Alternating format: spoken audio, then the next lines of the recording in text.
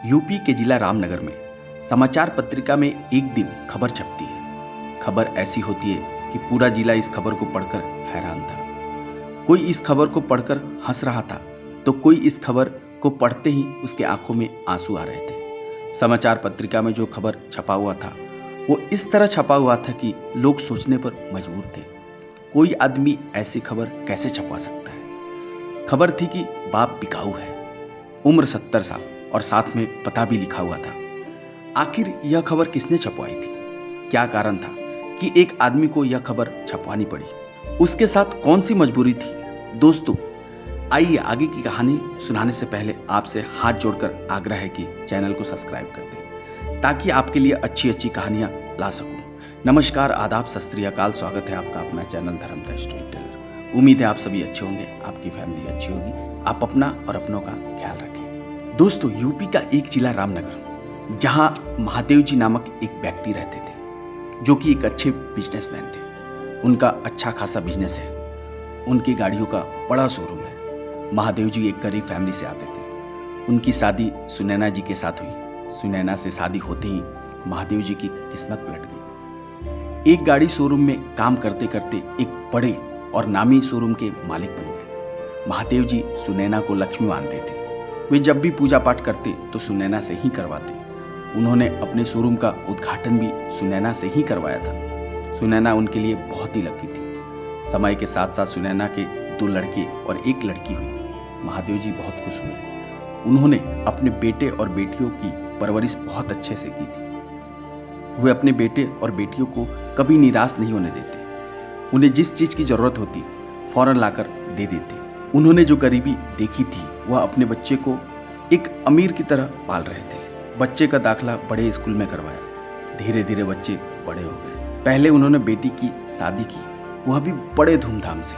ऐसी शादी किया कि पूरा जिला देखता रह गया। फिर उन्होंने अपने दोनों बेटे की शादी की। बहुएं घर में आई। बहुएं और बेटों का प्यार देखकर महादेव जी भावुक हो जाते। वह ईश्वर को धन्यवाद देते कि इतनी अच्छी पत्नी और इतने संस्कारी बेटे बहुएं दिए।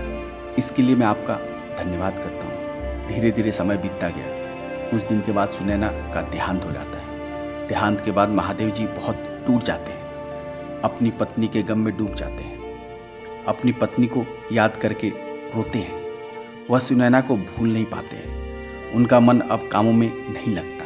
वह एक दिन अपने बेटे और बेटियों को बुलाते हैं और उन तीनों से बोलते हैं कि तुम्हारी माँ के मरने के बाद मेरा मन नहीं लगता है कामों में और मेरी उम्र भी हो गई है। मैं चाहता हूँ कि तुम तीनों मिलकर बिजनेस को संभालो। मैं अब आराम करना चाहता हूँ। महादेव जी ने अपना सारा बिजनेस अपने बेटे और बेटियों को दे दिया। धीरे धीरे समय बीतता गया। समय के साथ साथ बेटे और बहुओं के बर्ताव में बदलाव आने लगा। बहुएं समय समय पर महादेव जी को खाना देती थी। अब सुनैना के जाने के बाद बहुओं से खाना मांगना पड़ता है। बहुएं अब उनको बात बात पर जवाब देने लगी। यह बात महादेव जी को अच्छा नहीं लगा। उन्होंने बहुओं की शिकायत बेटे से किया, पर बेटों ने भी उल्टा जवाब दे दिया। बेटे ने बोला, पापा आप आराम से घर में रहो ना, और बहुओं को क्यों उल्टा बोलते हो? अगर आप उल्टा बोलोगे तो वह बोलेंगी ना। यह बात सुनकर महादेव जी की आंखों में आंसू आ जाता है। उन्होंने फैसला किया कि अपना बिजनेस फिर से संभालूंगा, फिर मैं इन सब से बात करता हूँ। महादेव जी शोरूम गए और वहाँ के मैनेजर से बोला कि के बाद बेटे का चेक पे साइन नहीं चलेगा। अभी मैं बैंक जाता हूँ और साइन चेंज करवाता हूँ और कोई भी काम मेरे बिना नहीं होगा। मैं जो बोलूँगा वही होगा।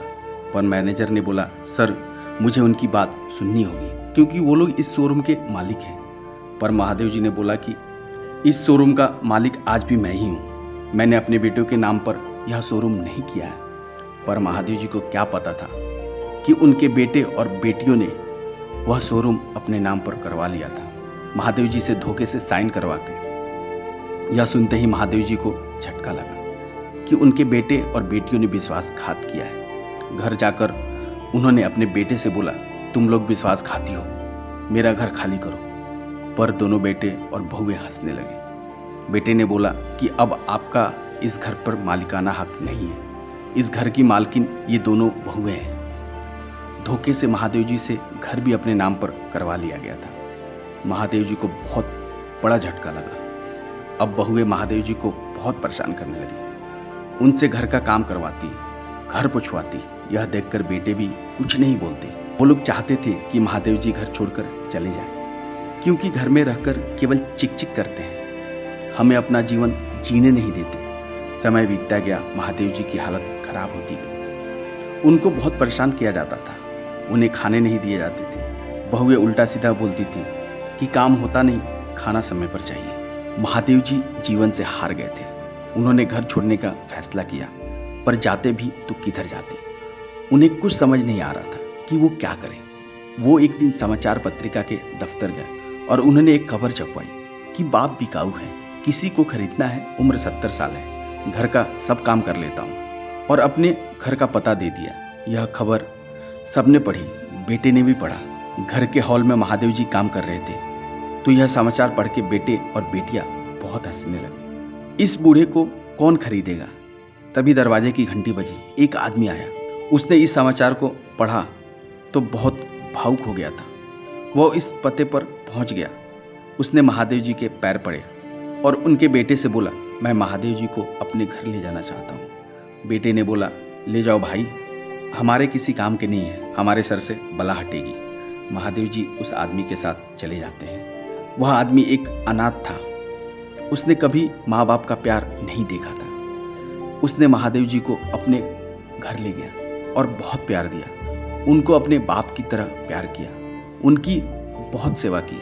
महादेव जी ने भी उसे अपने बेटे की तरह प्यार दिया और उनका धन्यवाद दिया कि बेटा, तुम्हारे जैसे बेटा सब माँ बाप को दे। दोस्तों, अगर हर एक अनाथ व्यक्ति ऐसे बूढ़े माँ बाप को अपना ले तो शायद यह वृद्धाश्रम नहीं खुलेंगे और उन अनाथों को माँ बाप का प्यार मिल जाएगा जिनके जीवन में माँ बाप की कमी है। दोस्तों, यह कहानी सुनाने का मेन उद्देश्य आपको जागृत करना है, आपका मनोबल बढ़ाना है। हम कभी नहीं चाहेंगे कि इस कहानी से आपका दिल दुखे।